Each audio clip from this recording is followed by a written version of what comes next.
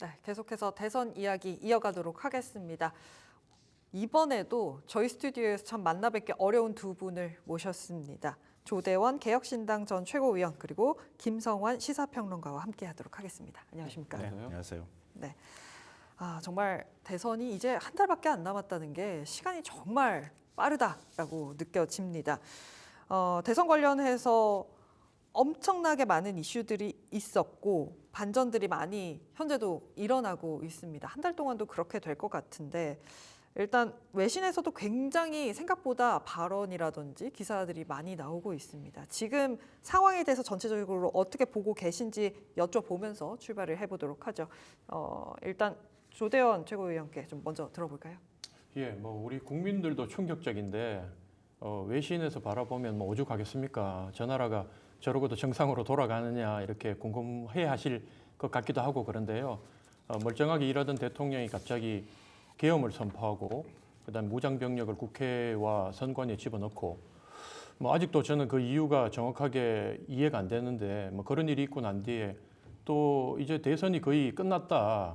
그 집권 세력은 탄핵당하고 이제 정권을 잃는 일만 남았다고 생각했는데 제1야당의 제1 그 후보 당선이 유력한 후보가 또 대법원에서 범죄인으로 이미 최종 선고를 받고 그 결과를 이제 그 이후에 정치적 이제 결단만 남은 상황이고 이렇다 보니까 국민들이 앞으로 대선이 이제 30일 남았는데 도대체 누굴 찍어야 될지도 모르는 상황으로 전개되고 있는 게 참 스펙타클하다 이렇게 말씀드릴 수 있겠습니다. 네, 스펙타클하다 이 단어 하나로 정리를 할 수 있을 것 같습니다. 김성환 평론가님께서도 동의를 하실까요? 전체적으로 동의합니다. 네. 그러니까 사회가 참 어렵다. 정치란 정말 어렵구나 하는 생각을 요즘에 아주 절감하게 되는데요. 말씀하셨던 것처럼 현직 대통령이 민주화 이후 처음으로 친위 쿠데타를 했습니다. 그리고 내란 우두머리죄로 지금 재판을 받고 있는 상황이거든요. 네. 그 대통령이 집권했을 때 어떤 일이 벌어졌겠습니까? 많은 분들이 아마 지금 다 절감하고 계실 겁니다. 윤석열 대통령의 폭정은 이루 헤아릴 수가 없거든요. 사실 경제만 하나 말씀드려도 네. 많은 분들이 지금 체감하고 있을 것 같아요. 도대체 경제 정책이라는 게 있었습니까? 또 대통령이 지향하는 어떤 비전이나 이런 게 있었습니까? 그냥 증오의 정치를 했던 거예요. 오히려 더 극우화되어 있는 인사들을 정부 요직에 곳곳에 앉히고 검사 출신, 자기의 수족과 같은 검사들을 모든 요직의 권력기관에 앉힘으로써 일종의 권력을 공고화하는 작업을 했단 말이에요. 그러니까 그 후과가 계속 나타나고 있다고 생각해요. 자기 정적을 제거하기 위해서 끊임없이 검찰을 동원해서 수사하고 기소하고 그게 지금 이 결과로 나타나고 있는 거거든요. 대법원 전원합의체가 정치에 개입하는 듯한 이런 판결을 내놓은 것도 아마 많은 국민들은 이해하실 수 없을 거라고 생각하고요. 이런 기본적인 어떤 내란적 사고를 갖고 있는 현직 대통령이 뿌린 씨앗들이 네. 지금 이 결과로 계속 나타나고 있는 것이다. 이런 내란 잔당을 청소하기 위해선 대선에서 확실하게 정권 교체를 이루고 다시 경제를 일으키는 일이 굉장히 시급하다. 그걸 이번 대선을 통해서 해야 할 필요가 있다라고 저는 봅니다. 네, 참 저는 그 12월 3일에 이 자리에 앉아서 그 방송을 하고 있었거든요. 굉장히 당황스러웠던 시간들이 있었고 그로 인해서 국민들의 민심도 많이 움직이는 것이 사실입니다. 이런 가운데 한덕수 전 국무총리가 대권에 대한 뜻을 표했습니다. 이것도 아마 이번 대선을 흔드는 뉴스가 하나가 될 것 같은데요. 한덕수 국무총리의 이 발언 함께 보면서 출발을 해보도록 하겠습니다. 저희 최우선 순위는 우리의 경제를 위해서도 개혁을 위해서도 민생을 위해서도 사회를 위해서도 전반적인 이러한 핵심적인 그러한 그 개헌이 필요하다 이렇게 생각하고 이제까지 여러분들이 그러한 개헌을 위해서 노력을 하고 계시고 또 국회의장님마다 그런 노력을 하셨습니다. 또 최근에는 헌정회가 이러한 문제를 정대철 위원장님의 리더십 하에 상당한 진전을 이루고 있습니다. 제가 대통령이 되면 저 대통령실에 바로 이러한 헌법 개정 지원 기구를 세워서 이분들의 노력을 적극적으로 뒷받침을 해서 3년 안에 개헌을 마치고 그리고 3년 뒤에 국회의원 선거와 그리고 대통령 선거가 같이 이루어지도록 그렇게 해야 되겠습니다. 이제까지 많은 정치인들이 이런 말씀은 하셨지만 아무도 시행하신 분은 없습니다. 가장 이 기사화가 많이 됐던 부분입니다. 개헌 완료하면 3년 안에 하야할 수 있다라고 이야기를 하면서 대선에 대한 뜻을 표했습니다. 어떻게 보셨는지 궁금한데 조대현 전 최고위원은 어떻게 이 발언을 해석하고 계실까요? 예, 뭐 상당히 긍정적으로 해석했고요. 사실은 그 모든 대선 주자들 또 야당일 때 자신들이 불리할 때는 이 개헌을 얘기를 합니다. 왜냐하면 지금 현재 대통령제가 제왕적 대통령제고 그 제왕적 대통령제 때문에 많은 문제들이 발생한다고 국민들이 여기고 있기 때문에 어떻게든 이 제도를 기득권 양당의 적대적 공생관계에 의해서 유지되는 한국 정치판을 바꾸기 위해서는 개헌을 하고 또 선거제도를 바꾸고 해야 되는데 보통 기득권을 잡으면 대통령이 일단 되고 나면 임기 초반기에는 아무도 개헌을 하려고 하잖아요. 심지어 대권 후보, 따라가는 대권 후보 중에 유력 후보가 되면 그 유력 후보마저도 자신이 불리할 때는 개헌을 하겠다고 했다가 자신이 유리한 국면으로 가면 개헌 얘기를 하지 않고 온전히 5년간 집권해서 권력을 누리려고 하기 때문에 그 대표적인 인물이 문재인 대통령이거든요. 문재인 대통령도 자신이 불리할 때는 개헌을 하겠다고 했다가 본인이 이제 유력 후보가 돼서 대권을 잡기 직전까지 되니까 민주연구원에서 개헌에 관계되는 내용들을 전혀 하지 않고 안 하겠다고 했다가 그 내용이 문건이 나와서 나중에 문제가 되니까 대선 직전에 문재인 대통령이 그 민주연구원의 그 연구원들을 좌천시키고 거기에 대해서 자기도 개헌하겠다고 얘기했던 게 대표적 사례입니다. 그러다가 권력 잡고 잘 누리다가 임기 막판에 가서는 또 개헌 카드를 끄집어내는데 한덕수 전 총리의 어제 기자회견을 보니 이분은 정말로 개헌을 할 것 같아요. 할 것 같고 본인이 임기 로드맵까지 제시하고 사실 이분의 어제 그 기자회견을 보면서 제가 느꼈던 바는 본인은 정말 대권까지 출마할 생각이 없었는데 이 상태로 정치인들한테 나라를 맡겨가지고는 나라가 또다시 혼란 속에 빠지고 국민들이 고통받을 거를 보이다 보니까 자신이 여러 사람들의 얘기를 듣고 조언을 받고 결국 결단을 내렸다는 생각이 저는 정말 들면서 네. 어쨌든 개헌 부분에 대해서는 제가 아주 호평을 하고 싶습니다. 개헌 부분에 대해서는 좋게 들으셨다라고 하시고 김성환 평론가님께서도 비슷한 의견이실까요? 어떻게 일단 좀 분석하세요? 사실과 다른 부분에 대해서는 얘기를 좀 할 수밖에 없을 네. 것 같은데요. 문재인 대통령은 민주화 이후에 현직 대통령이 처음으로 개헌안을 발의했습니다. 그러니까 개헌에 적극적이지 않았던 게 아니고요. 네. 오히려 지금 국민의힘 계열 정당이 선거에 영향을 미칠 것이다. 뭐 이렇게 하면서 대통령이 발의한 개헌안을 네. 무산시켜 버렸어요. 그러니까 개헌의 의지가 없었던 건 아니다. 구체적인 개헌안에 대해서 논의하자고 했을 때에도 개헌을 거부했던 게 바로 국민의힘이었거든요. 그러니까 문재인 정부 시절에 개헌에 소극적이었다라고 하는 건 사실과 다르다 이 말씀 좀 드리고요. 그리고 한덕수 전 총리에 대해서 말씀드리면 참 국민 무서운 줄 모른다. 염치가 없다 이런 생각을 안 할 수가 없는데요. 비유하자면 이런 겁니다. 자신들이 내란을 일으켰어요. 국민들이 민주주의가 무너질까 봐 거리로 나왔고 가서 장갑 차량을 막 맨몸으로 맞고 총구를 다 손으로 쥐면서 저항했어요. 그래서 결국 내란이 성공하지 못했습니다. 그 정권의 2인자였던 사람이에요. 그랬던 사람이 자 국민들 놀라셨죠? 이런 제왕적 대통령제 때문에 너무 놀라시고 앞으로 민주주의가 이렇게 무너질 수 있다는 거 보셨죠? 네. 자기가 칼 들고 위협하고 난 다음에 이런 칼 뺏어야 되는 거 아닙니까? 라고 얘기하는 거예요. 뭐 이런 범죄자 같은 사람이 다 있습니까? 어떻게 이런 논리가 성립될 수 있습니까? 자기가 제왕적 권력을 대통령 밑에서 같이 권력을 누렸던 사람이 국민들이 민주주의가 무너질까 봐 무서워서 나와가지고 못했던 걸 가지고 그 제왕적 대통령제를 이제 없애버리겠습니다. 이렇게 얘기를 하고 있습니다. 기본적인 제가 볼 땐 자격이 없다. 국민들도 거기에 이런 부분에 대해서 용납하지 않을 거다라고 말씀드리고요. 네. 그러니까 저는 한덕수 전 총리는요 윤석열 시즌 2다. 결국은 계속 정치권에서 얘기 나왔던 것처럼 한독수 카드를 윤석열이 사용할 것이다 이런 얘기들이 있었단 말이에요. 그러니까 결국 자신이 살기 위해서 나를 사임해 줄 만한 내 2인자를 다시 대통령으로 만들어서 국민들한테 다른 어떤 것들로도 내란의 일종의 공범이라는 사실을 혐의를 벗기 어려우니 개헌 카드를 통해서 정치 세력을 모아내겠다. 네. 이렇게 지금 주장하고 있는 거나 다름없다고 보고요. 국민들은 이런 진정성에 대해서 제대로 평가하지 않을 것이라고 보고 지금 그렇기 때문에 개헌 카드를 던지면서 제가 임기 단축하겠습니다라고 얘기하는 것은 일종의 명분일 뿐일 수도 있겠다. 저런 사람 어떻게 믿습니까? 나중에 가서 정치권이 저한테 협조 안 하네요. 개헌하기가 좀 어려운 환경이네요. 또 지금 미국과의 상황도 그렇고 경제가 굉장히 어렵습니다. 이런 논리로 저 개헌 안 하겠습니다. 그러면 어떻게 할 거예요?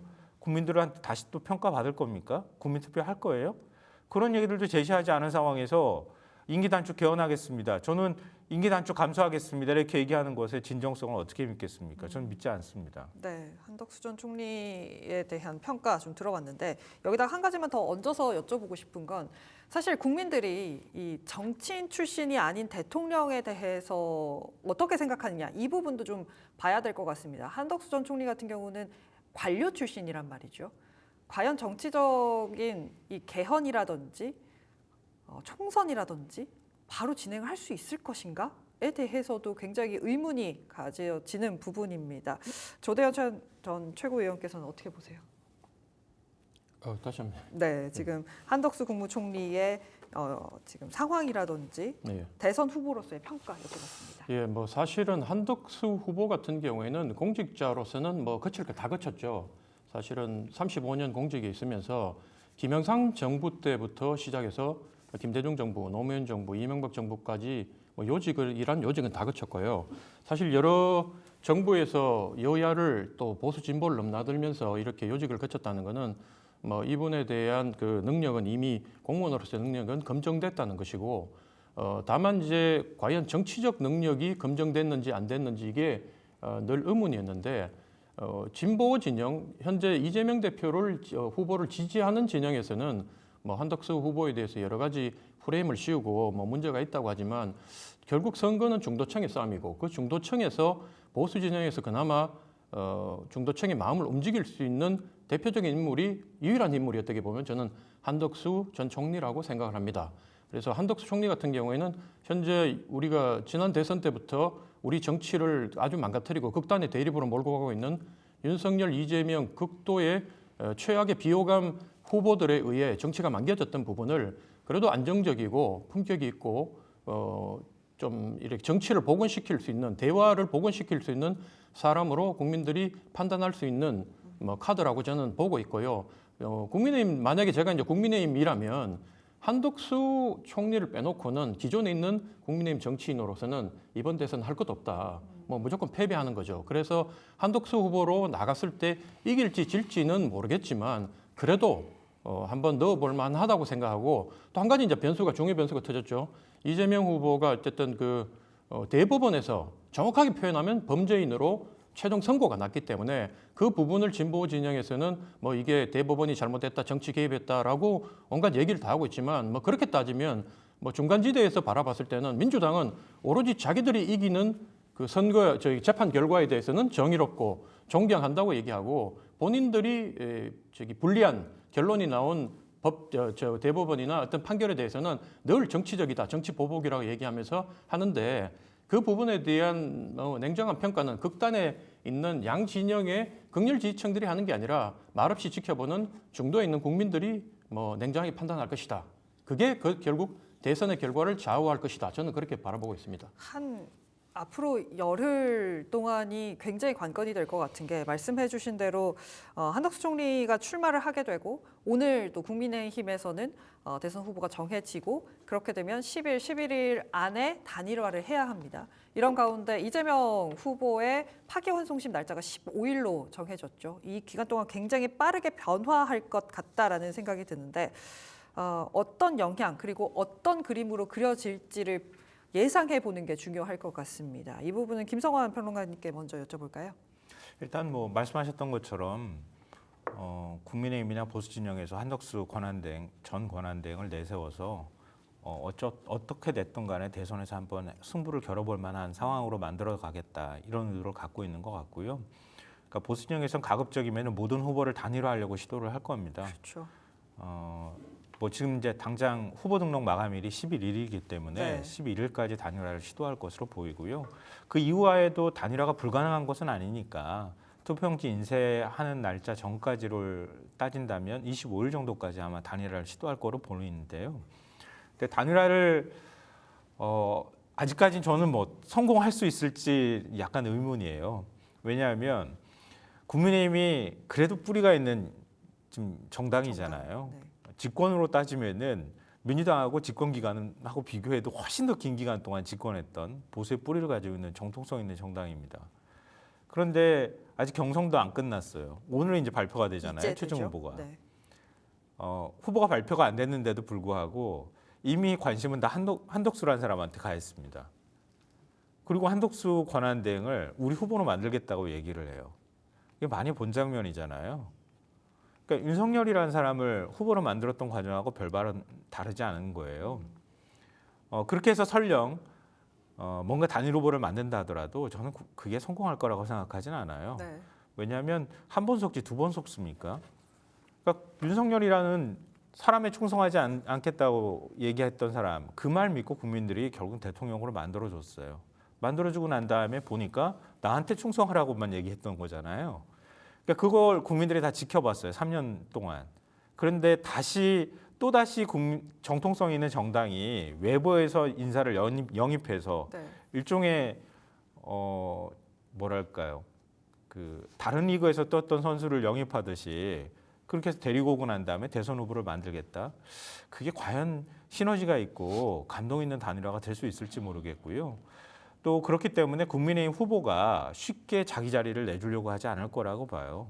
그래서 한덕수 권한대행 쪽에서는 전 권한대행 쪽에서는 어떤 방식으로든 단일화해서 나한테 일종의 이제 그 보수표가 쏠릴 수 있도록 하는 그런 방법들을 자꾸 구사하려고 할 텐데 그게 결코 그렇게 만만치 않다라고 보이고요. 네. 만약에 국민의힘에서 후보 자리를 한덕수 전 총리한테 그냥 줘버린다고 하면은 사실 국민의힘은 정당으로서의 정체성도 지금 모호할 뿐더러 정당으로서도 자격이 없는 거예요. 네.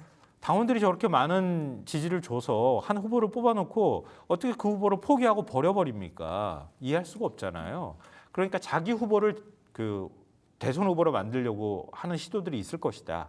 그래서 단일화 작업들은 좀 만만치 않다. 이건 쉽지 않다라고 생각하고요. 이재명 후보 관련돼서도 같이 질문하셨기 네, 때문에 맞습니다. 말씀드리지만, 그러니까 뭐 대부분 전원합의체 판단에 대한 어떤 그 찬반에 관한 부분들은 제가 빼고 얘기하겠습니다.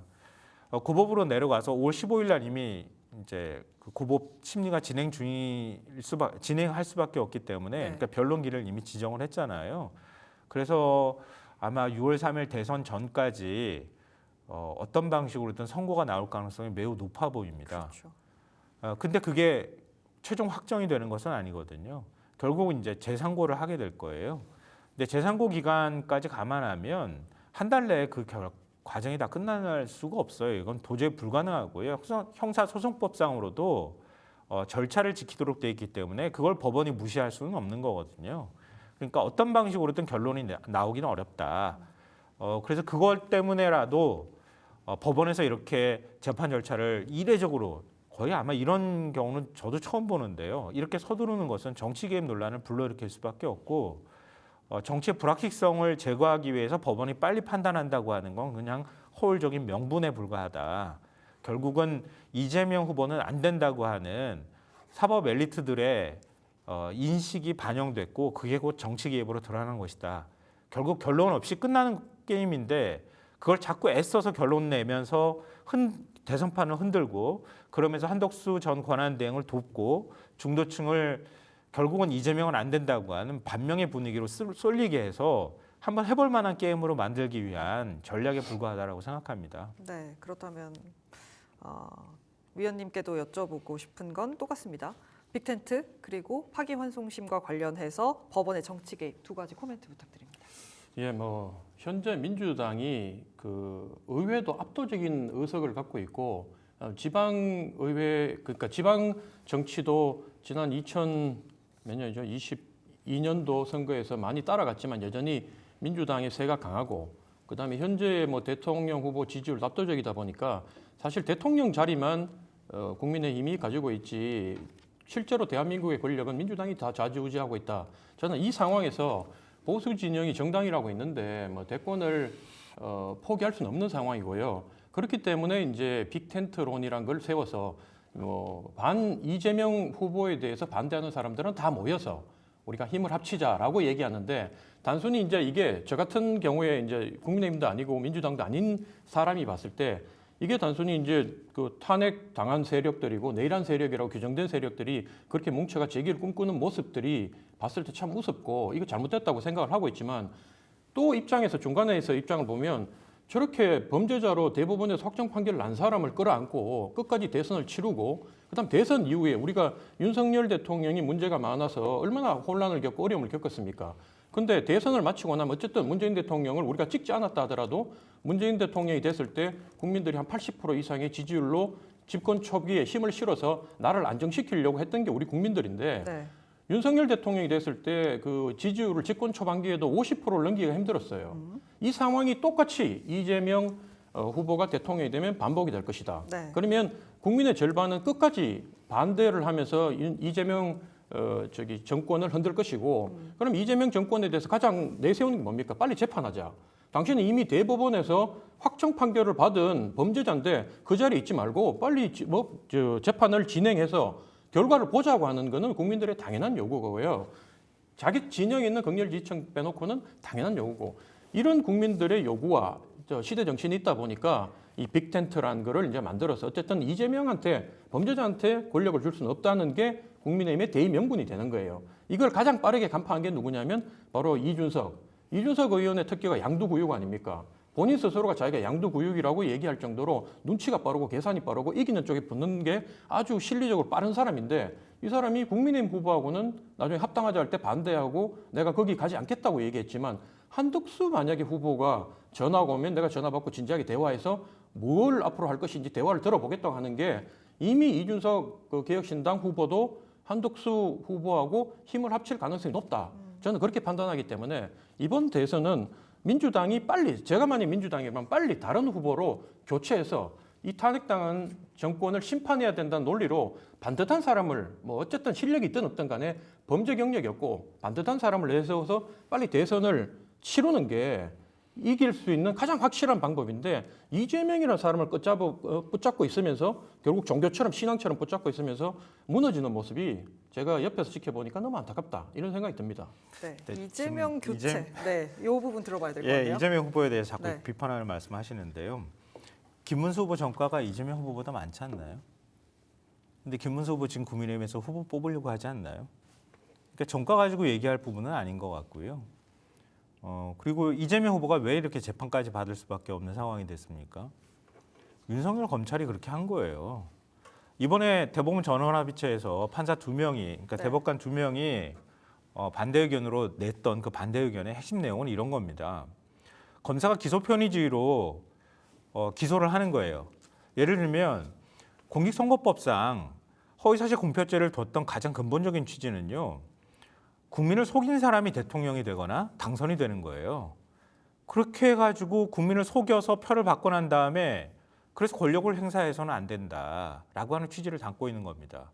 그런데 명시적 사실과 관련한 허위사실 공표는요. 윤석열 전 대통령이 훨씬 더 많이 했어요. 다 거짓말로 드러났잖아요. 도이치모터스 사건뿐만 아니라. 근데 자기는 공직선거법 위반 혐의와 관련해서 어떠한 기소도 당하지 않아요. 근데 이재명 후보는 공직선거법뿐만 아니라 모든 혐의를 다 털어가지고 3년 내내 수사하고 기소하고 재판에 회부했어요. 그러면 우리나라 대통령은 검찰이 뽑는 거 아닙니까? 전임 대통령이 검찰을 통해 가지고 검찰권 남용만 한다고 하면 정적이든 나와 나중에 우리 당을 위협할 수 있는 후보가 생기면 전부 수사해서 기소하면 되는 거 아닌가요? 그러면 대법관들만 대통령이 교체할 수만 있다고 하면 어떤 방식으로든 대법원이 정치에 뛰어들어서 후보 자격 박탈해버리면 되는 거 아닙니까?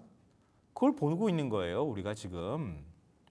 대통령은 사법부나 전직 대통령이 뽑는 게 아니고요. 국민의 손으로 뽑는 겁니다.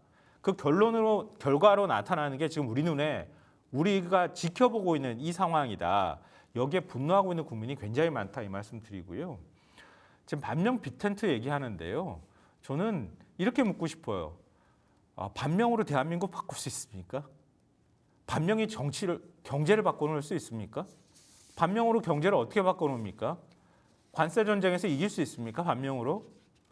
반명으로 정치할 생각하지 말고요. 제대로 된 후보를 내세워서 제대로 된 비전으로 국민들한테 표를 받아야 된다고 생각합니다.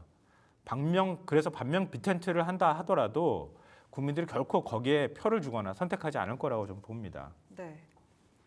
법원의 정치 개입 그리고 검찰 이야기 해주셨는데 코멘트 바로 들어보는 게 좋겠네요. 예, 뭐 재반박을 하셨으니까 제가 짧게 하고 다음 주제로 갔으면 좋겠는데요. 민주당에서 늘 얘기하기를 정치 검찰이다 이렇게 얘기하고 판결을 못 믿겠다, 그거 바꿔야 된다. 뭐 예를 들면 대법원도 뭐 바꿔야 되고 대법관 숫자를 뭐 지금 현재 14명에서 30명으로 늘려야 된다. 뭐 검찰을 뭐 바꿔야 된다 이런 얘기를 하는데 제가 참 안타까운 게 뭐냐면 그러면 왜 문재인 정부 때 검찰 개혁 안 했어요? 그때도 이미 170석 이상을 갖고 있고 대통령 권력이 있겠다. 국민 지지율이 80%까지 주고 저기 전국에 있는 모든 지방 권력까지 장악했는데 그때 본인들이 검찰을 갖다가 어떻게 보면 정치적으로 그 이용하고 뭐 자기들이 부리기 편하다 보니까 그 검찰을 갖다가 개혁을 똑바로 못 해가지고 이게 윤석열 정권으로 넘어갔고 문재인 정부가 그렇게 정치를 잘하고 개혁적으로 행동했으면 왜 5년 만에 정권이 그렇게 탄핵당했던 그 못난 정당한테 정권이 다시 넘어갑니까? 이거는 제가 봤을 때는 너무 구차해 보이고 민주당식으로 이렇게 변명을 해서 이게 만약에 되풀이 될 것 같으면 우리나라는 끝도 없어요. 지금 뭐 판결 나올 때마다 이렇게 막 정치 보복이다 얘기하고 검찰 탓을 하고 하면 검찰 다 없애고 대법원 다 없애야죠. 그러면 이제 앞으로 민주당식으로 어떤 제도로 대체해가지고 이걸 하겠다는 대안도 없이 그냥 무조건 자기들이 했을 때는 이재명이라는 사람을 놓고 그걸 갖다 거의 신앙처럼 놓고 이 사람을 보호하기 위해서 모든 이론을 갖다 맞추는 게 한 발 떨어져서 지켜보는 사람들이 봤을 때는 나라가 너무 불안정한 상태로 빠진다. 이런 불안이 있는 거예요. 예. 네. 뭐 반박해도 되는 네. 거예요? 끝도 없이 이 주제만 합니까 그러면? 네. 마지막으로 듣고 그 말씀을 넘어가도록 간단하게 하겠습니다. 드릴게요. 뭐 네. 우리가 둘이 논쟁할 만한 건 아닌 것 네. 같긴 한데요. 검찰 개혁은 국민의힘이 반대해서 좌초된 거잖아요. 아니 그러면 왜 그렇게 반대? 그러니까 잠깐만요. 아니, 네. 그러니까 의회 의원들 숫자로 그러니까 정치할 수 없다는 거를 어찌 보면 민주당이 입증해 보여준 거예요. 그러니까 예를 들면 국회 과반수 의석을 갖고 있고 대통령이 결국 여대 야소 구도에서 대통령이 얼마든지 권한을 행사할 수 있음에도 불구하고 못한 거예요. 그 못하는 건 바로 국민들이 거기에 대해서 부정적인 여론이 더 높았기 때문에 못하는 거예요. 그게 바로 정치인 겁니다. 그러니까 대통령이 권력 갖고 있고 그리고 집권 여당이 국회에서 다수 의석을 갖고 있다 하더라도 그래도 정치를 해야 하기 때문에 못하는 거예요. 그래서 검찰 개혁이 좌초가 된 거죠. 네. 그때도 기소하고 수사 다 분리하려고 시도를 했거든요. 근데 못했던 거고요. 둘째로는 저는 인사를 잘못했다고 보지만 그렇게 위험한 검사 출신을 그 검찰총장으로 만들었어요. 그 검찰총장이요. 살아있는 권력에 맞서기 위해서든 자기가 대권을 꿈꾸기 위해서든 결국 권력에 맞서는 방식으로 원전 수사, 울산시장 선거 개입 이런 거 계속 수사했잖아요. 조국 사태 때도 마찬가지고요. 그렇게 했는데 월성 원전 폐쇄하는 문제라든가 그리고 울산시장 선거 개입 다 지금 무죄 나오고 있어요. 검찰총장이라는 이름으로 검찰권을 막 칼을 휘두른 거예요. 그래도 국민들은 사람에 충성하지 않는다고 하는 그 진위를 믿으려고 했던 거예요. 그래서 대통령 만들어준 거예요. 그런데 지금 윤석열이라는 사람은 무슨 얘기 듣고 있습니까? 나는 깜짝 그 경고를 위해서 계엄을 선포한 거다 이렇게 주장하니까 특전사 대대장이 뭐라 그랬습니까? 나는 사람에 충성하지 않습니다 이렇게 얘기했어요. 그런 대통령을 향해서. 그러니까 이 결과가 과정에 대해서 다 건너뛰어 버리거나 뭐 예를 들어서 민주당이 엄청나게 권력을 행사하는 것처럼 그렇게 말씀하시는데 윤석열 대통령한테 만약에 지난 총선에서 국민의힘에 다수 의석을 줬다고 하면 무슨 일이 벌어졌겠습니까? 그러니까 이거는 누가 다수 의석을 가져갔다 아니다 이런 문제가 아니고요. 그렇게 네. 해서 공포 마케팅을 해서 해야 할 문제가 아니고요. 네. 근본적인 제도에 관한 문제, 사회 변화에 관한 문제 이런 거하고 복잡하게 얽혀 있는 문제를 너무 지나치게 단순화시켜서 정치 논리로만 설명하시는 건 좀 문제가 있다고 봅니다. 그 뭐 평론가님하고 저하고 뭐 이렇게 정치 토론을 하는 식으로 이제 형태로 흘러가는데 네. 뭐 그럴 것 같으면 정확하게 시간을 각자 주장할 수 있는 시간까지 정해서 하는 게 저는 맞다고 보고 네. 평론가님이 말씀하신 내용을 쭉 종합해 보면 저는 반대 진영에서 어떻게 보이냐면 그게 바로 무능이란 거예요. 국회 5석을 갖고 있고 대통령 권력 국민들이 80%를 지지해주고 지방 권력까지 다 갖고 있음에도 불구하고 그걸 해내지 못한 거를 무능이라고 판단했고 그 당시에 무능이라고 판단했기 때문에 오죽하면 국민들이 그 초짜 검사밖에 안 해보고 무능력 해보고 왠지 불안해 보이는 사람 윤석열이라는 사람을 대통령으로 뽑았겠습니까? 그것도 국민의 뜻인 거예요. 그래서 만약에 이번에 민주당이 정말로 자신 있었다면 누가 나오든 한독수가 나오든 누가 나오든 간에 어떤 빅텐트를 치고 어떤 텐트를 쳐도 민주당이 압도적으로 이겨야 되는 상황이에요. 그런데 이게 지금 박빙으로 흘러가고 이재명 후보가 아무리 해도 네. 지금 마지막 판결이 나기 전까지도 50% 지지율을 거의 돌파하지 못하고 많은 여론조사가 40% 중반대에 이래 머물러 있다는 거는 국민들이 그만큼 이재명이라는 사람에 대해서 불안하게 여기고 있고 그래서 정권 교체를 쉽게 해주는 게 맞는지 국민들이 아직 판단을 못 내린 거예요. 네, 맞습니다. 네. 무능했던 거예요. 그러니까 정권 교체된 거고요. 그래서 내란 일으키려고 했던 세력은 이번에 정권 잡으면 안 되는 거예요. 이번에 그걸 솔직하게 인정하고 정권 교체하면 되는 국민이 거예요. 판단하실 겁니다. 네. 네, 여기까지 정리를 하고 경제 이야기로 좀 넘어가 보도록 하겠습니다. 사실 요즘 분위기가 쉽지가 않습니다. 경기 좋다라고 느껴질 만한 것들이 없고 거기다가 이런 가운데 미국에서는 대통령이 바뀌었고 트럼프 대통령이 엄청나게 관세와 관련돼서 광폭 행보를 보여주고 있습니다. 그렇기 때문에 각 후보들의 경제 전략이라든지 방향이라든지 체크를 해봐야 할 것 같습니다. 가장 경제 공약이라고 지금 포털 사이트에 검색을 하면 제일 많이 나오는 게 이재명 후보의 코스피 5천 이야기입니다. 현재 코스피 지수를 생각을 해보면 어제 종가 기준으로 코스피가 2,559포인트입니다. 과연 이 코스피 5천이라는 단어가 어떤 맥락에서 나왔고 가능한 것인지에 대해서도 좀 분석을 해보면 좋을 것 같습니다. 이 부분은 어떤 부분부터 먼저 들어보면 좋을까요? 네. 그래서 어떤 숫자를 제시했을 때 그 네. 숫자를 달성하느냐 못하느냐 가지고 평가한다고 하면 좀 불안하죠, 사실은. 그렇기 때문에 역대 네. 대통령들이 사실 코스피 지수에 대해서 직접적으로 딱 얘기한 경우가 거의 없습니다. 맞아요. 뭐 7470약 이렇게 얘기했던 것도 다 허망하게 사실과 다른 것으로 다 드러나기도 하고 그래서 숫자를 제시하는 것에 대해서는 저도 좀 이게 맞는가 이런 생각은 좀 들어요. 근데 거꾸로 말하면 불가능합니까? 이렇게 질문한다 그러면 글쎄요, 불가능하지는 않잖아요. 이렇게 얘기하잖아요. 몇 년 사이에도 뭐 몇 배씩 주가가 오르는 경우도 많이 있으니까요. 근데 이거는 상징적 의미에서 5천이라고 설명했다 이렇게 이해하면 어떨까 싶어요. 그러니까 대한민국 경제 굉장히 위기 상황입니다. 단순히 지금 미국하고의 관세 전쟁 문제뿐만이 아니에요. 일종의 성장 동력이 다 꺼지는 상황인 거예요. 많은 분들이 아시겠지만 1분기 경제 성장률이 마이너스 0.2였어요. 네. 뭐 그러면 그 전에는 좋았습니까? 그 전전에는 좋았습니까?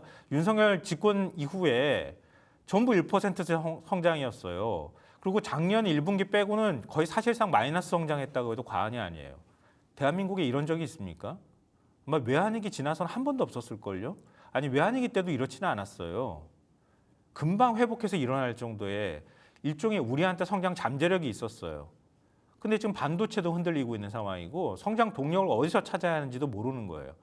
좀 그렇기 때문에 한독수 권한대행 쪽에 자꾸 보수 쪽이 가고 있는데 우리가 권력을 잡겠다고 하는 생각 말고는 아무것도 목적이 없구나 이런 생각을 해요. 왜냐하면 지난 3년 집권하는 동안에 다 보여줬잖아요.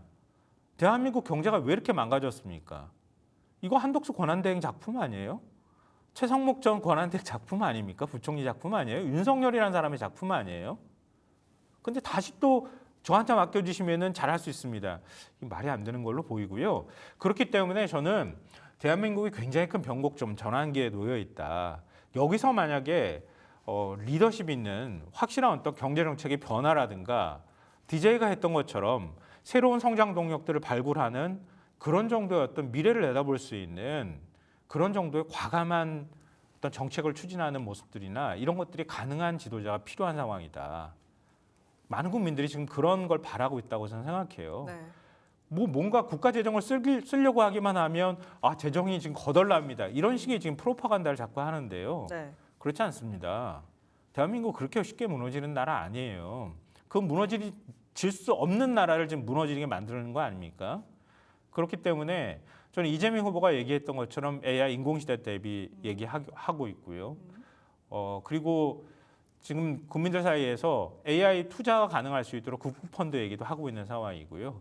그런 방식처럼 반도체를 넘어서는 새로운 성장 동력을 만들고 과감하게 리더십 있게 또 국민들이 이번에 표를 확실하게 몰아줄 수만 있다고 하면 그 힘을 활용해서 국민들 다수의 지지를 받으며 뭔가 좀 새롭게 소비 확장을 해나가는 작업들도 할 수도 있겠다. 그래서 지금 이 터널에서 빨리 탈출하는 게 우리는 필요하다. 그런 면에서 이재명 후보가 지금 제시하고 있는 정책이나 이런 것들을 주목해 볼 필요가 있다고 생각합니다. 네, 정책을 과감하게 가야 현재 경제 상황에서는 우리가 이 부분을 턴어라운드 할 수 있을 것 같다라고 말씀을 해주셨습니다. 경제 정책에 대해서 이어서 좀 들어볼까요? 예, 뭐 경제 정책을 내세우는 대권 후보들의 공약을 보면 일단은 뭐 크게 지르고 그다음에 현실로 따라가려고 큰 목표를 세우고 따라가는 후보가 있는 반면에 또 어떤 후보는 현실적인 목표를 제시하고 그다음에 그 목표에 충실해서 그 목표를 반드시 달성하려고 하는 뭐 그런 후보도 있습니다. 그래서 예전에 뭐 유명한 일화지만 경제 토론을 할 때 당시 이회창 노무현 후보가 토론을 할 때 이회창 후보가 경제 성장률을 6% 하겠다라고 얘기하니까 당시 이제 원래 노무현 후보 캠프는 5% 하려고 딱 알차게 달성 가능한 목표를 제시했다가 갑자기 이제 7%를 얘기해 버리죠. 토론 때. 그래서 왜 그랬냐니까 아니 6% 상대방이 한다고 하니까 나는 그냥 7% 한다고 얘기했다고 얘기하는 걸 보면서 정치인들의 그 토론 때 얘기하는 거 공약이라는 거는 조금 이 프로파간다적 성향도 있다는 생각이 들고요. 그래서 사실은 뭐 제가 지금 허은하 후보 캠프에 있지만 그 캠프에서 저희들이 하는 부분도 지금 나머지 후보들이 내세우는 공약들하고 비슷해요. 저희도 2, 3, 4 이래가지고 첨단 산업, 바이오, AI, 그다음에 이 반도체 분야 인프라 구축에 200조를 투자해서 그다음에 그 첨단 산업 인력을 300만을 양성하고 이걸 통해서 코스피를 한 4천 정도 임기 내에 달성하자. 뭐 이런 것들을 현실적으로 하는데 저희도 5천 이재명 후보가 선언하는 거 봤거든요. 근데 임기 내에 과연 5천이 가능하겠냐라고 생각해서 그래도 국민들이 좀 더 현실적으로 접근 가능한 달성 가능한 목표를 제시하는 게 국민들한테 좀 더 신뢰감을 줄 수 있지 않겠냐라고 이제 그렇게 내세운 거고 아까도 계속 이제 한덕수 최상목 뭐 이런 분들 때문에 나라 경제가 이렇게 망개졌다고 얘기하는데 뭐 대선에 나오면 누구나 민주당이나 국민의힘 할 것 없이 그 집권 여당 세력의 반대쪽에 있는 후보 진영에서는 이 모든 살기 어려운 게 현 정부 때문에 이런 일이 벌어졌다라고 공격을 했어요. 그러니까 문재인 정부 때도 사실은 경제가 그렇게 상황이 좋지 않았고 특히나 뭐 숫자적으로는 되게 좋다고 발표를 했지만 서민 경제는 너무너무 어려웠다. IMF 때보다 더 힘들다고 서민들이 얘기하는 것들은 계속 그때 언론 뒤져보면 나오고요. 그렇다 보니까 지금 현재에 이렇게 쉽게 무너지지 않는 대한민국이 이렇게 망개지는 것도 참 한덕수 최상목이 참 대단하다 이렇게 말씀하시는데 한덕수 총리 같은 경우에는 말씀드린 것처럼 여야를 넘나들면서 이분이 경제 분야, 통상 분야 이건 대한민국 최고의 베테랑 전문가다. 뭐 이 부분에 대해서 이제 말씀을 드리면서 대한민국 경제는 결국은 우리 정부, 한 정부가 유능한 정부가 돌아서 잘 이끄는 것도 있지만 많은 부분이 세계 경제 흐름, 특히 미국 경제 흐름에 미국의 정치 경제 흐름에 연동돼 있기 때문에 누가 과연 미국하고 이 관계를 잘 풀 수 있느냐 이렇게 따져보면 현재 그 진보 진영에서 막 의심하면서 이렇게 반발하는 게 뭐냐면 트럼프 행정부가 보수 정권한테 힘을 실어주기 위해서 한덕수한테 뭔가 이 관세 협정을 하면서 패키지로 선물을 주는 게 아니냐. 트럼프 주니어가 한국에 와가지고 이 보수 진영 사람들을 만나면서 뭔가 언지를 주는 거 아니냐. 그래서 한국 대선에 개입하는 거 아니냐라고 얘기하고 있는데 그 부분을 또 역으로 얘기하면 그만큼 미국 정부하고 현재 보수 정부가 이 진보 진영보다는 더 긴밀한 관계를 유지해 왔고 앞으로도 그럴 가능성이 높기 때문에 뭐 정권이 어떻게 넘어가고 이걸 떠나서 국민 입장에서 바라보면 미국과의 관계를 잘 풀 수 있는 정부는 보수 진영 정부가 아닌가 뭐 이런 생각을 좀 해보게 됩니다. 네, 호나 미국과의 캠프 관계, 계시면서 네. 왜 자꾸 한덕수 거쳐 권한 대우를 아니 오버하세요? 저는 오늘은 정치 평론가로 네. 나왔고요. 네. 제가 뭐 한덕수 편을 든 게 아니라 네. 만약에 국민의힘 후보를 부르고 저하고 불러보세요. 그러면 제가 네. 얼마나 국민의힘을 공격할 게 많은지. 근데 예. 이제 평론가님이 보면 성향이 제가 그동안 이제 분석을 하고 좀 네. 왔는데 진보적인 성향이 좀 많으신 것 같아서 균형을 맞추기 위해서 하는 거라는 점. 예. 제가 아니 근데 예. 그런 거예요. 민주당하고 손발을 맞췄던 거는 바이든이 아니고 트럼프예요. 그렇죠. 보수당하고 손발을 맞춘 게 오히려 민주당이라는 말씀 제가 드리고요. 그러니까 바이든 정부하고 손발을 국민의힘은 잘 맞추는 건가요? 못 맞췄으니까 이런 결과가 나온 거잖아요. 그러니까 국민의힘이 공화당하고 손발을 잘 맞춘다고 하는 건 사실과 별로 같지 근데 않은 언론에 다른 계속 얘기다 이런 나오는 게 말씀 좀 진보 드리고요. 진영에서는 트럼프가 지금 한국 대선에 개입하려고 한다 이런 의심들이 많이 나오니까 아니, 그런 때문입니다. 부분은 너무 정치적으로 좀 해석을 하는 것 같고요. 경제적이고 숫자적이고 실질적인 그래서 부분에 제가 대해서는 그 말씀을 사실은 네. 좀 덧붙이고 싶었는데 아까 이제 주가지수 5천 얘기 나왔으니까요. 상법 개정안 발의했잖아요. 주주 충실 의무를 담은. 근데 거부권을 국민의힘에 행사해요. 네. 전 주주들 입장에서 특히 개미들 입장에서 굉장히 분노할 일이라고 생각하거든요. 왜 개미들이 미국 증시로 다 빠져나갑니까? 우리나라 증시에 희망이 없기 때문이잖아요. 그러니까 선순환이 일어나지 않는 거예요. 그러니까 미국은 괜찮고 미국은 늘 승리하니까. 그러니까 우리나라에 투자를 안 하는 거예요. 근데 대기업 총수들은 대물림하거나 이런 데만 주로 관심을 갖고 있는 거예요. 자기들한테 불편한 건 하지 않으려고 해요. 그럼 우리나라 기업에 투자를 안 하는 거예요. 근데 그것조차도 국민의힘은 보수 진영에서 안 된다고 얘기해요. 왜? 대주주가 반대하니까. 뭐 이런 논리가 있습니까? 이렇게 해가지고 무슨 주가 지수를 끌어올릴 수 있어요. 우리나라 개미들이 전부 한국 증시에 희망을 잃고 다른 나라 가가지고 투자를 하고 있는 상황인데 네. 그런 희망을 보여줘야 되는 거 아니에요? 근데 그것조차도 우리 기득권을 지켜야 돼라고 하는 논리로 다 막혀버리는 거예요. 그러니까 그런 면에 있어서 아까 제가 보다 과감한 리더십이 필요한 시대가 됐다라는 말씀을 드리는 건데요. 네. 주가 지수를 끌어올리는 건 단순히 숫자를 끌어올리는 문제가 아니라 국내에 투자를 해서 뭔가 희망을 발견할 수 있도록 해줘야 하는 거예요. 그게 국민 다수의 바람일 거고요. 다수의 주주들이 바라는 걸 겁니다. 그런 거에 대해서 과감하게 보다 어떤 그 문제 해결 능력이 없는 정치권이 아니라 국회 다수당을 갖고 있는 정당 네. 또 거기에서 배출한 대통령을 통해 가지고 뭔가 비전을 제시하고 다수 국민들의 지지를 얻어서 뭔가 확실한 문제 해결 능력을 보여준다면 네. 좀 굉장히 많은 국민들이 박수를 쳐줄 거라고 생각합니다. 확실히 경제 상황 자체가 그렇게 좋게 느껴지지 않는 가운데서 코스피 지수가 계속 2,500 중반대에서만 흘러가고 있기 때문에 이런 이야기들이 나오고 있고 특히나 상법 개정안 관련해서는 우리 시청자분들도 많이들 공부하셨고 알고 계시리라 생각이 듭니다.